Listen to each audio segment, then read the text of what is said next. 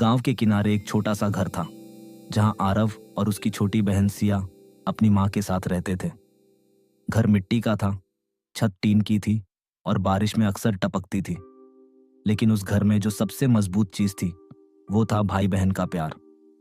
आरव सिर्फ 16 साल का था, लेकिन जिम्मेदारियों ने उसे उम्र से पहले बड़ा बना दिया था।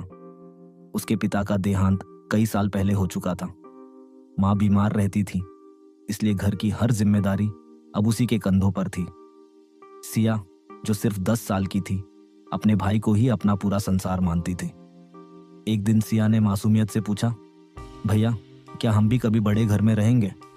आरव ने उसकी आंखों में देखते हुए कहा, मैं तुझे इतना खुश रखूंगा कि तुझे कभी किसी चीज की कमी महसूस नहीं होगी।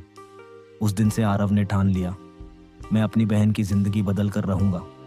दिन में आरव खेतों में मजदूरी करता और रात में शहर जाकर छोटे मोटे काम करता। कभी होटल में बर्तन धोता, कभी दुकान पर सामान उठाता। सिया रोज उसका इंतजार करती। जैसे ही आरव घर आता, वो दौड़कर उसे गले लगा लेती। भैया, तुम थक गए हो ना? नहीं पगली, तेरे लिए कुछ भी नहीं।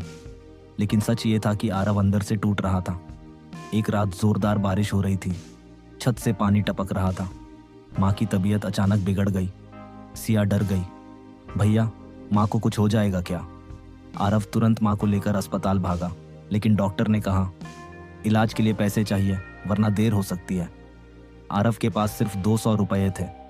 उसकी आंखों में आंसू आ गए, लेकिन उसने हार नहीं मानी। उस रात आरव ने फैसला किया, अब मैं सिर्फ मजदूरी नहीं करूंगा, कुछ बड़ा करूंगा। अगले दिन वो शहर गया और हर जगह काम मांगा। आखिर उसे एक छोटी फैक्ट्री में काम मिल गया।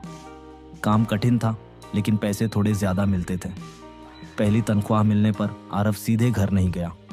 वो बाजार गया और सिया के लिए एक छोटी सी गुड़िया खरीदी। घर पहुंचकर उसने कहा, देख, तेरे लिए क्या लाया हूं। सिया खुशी से झूम उठी, भैया, ये दुनिया की सबसे सुंदर गुड़िया है। आरव ने मन ही मन सोचा, एक दिन मैं इसे पूरी दुनिया की खुशियां दूंगा। कुछ महीनों बाद सब ठीक चल रहा था। तभी अचानक फैक्ट्री बंद हो गई। आरव की नौकरी चली गई।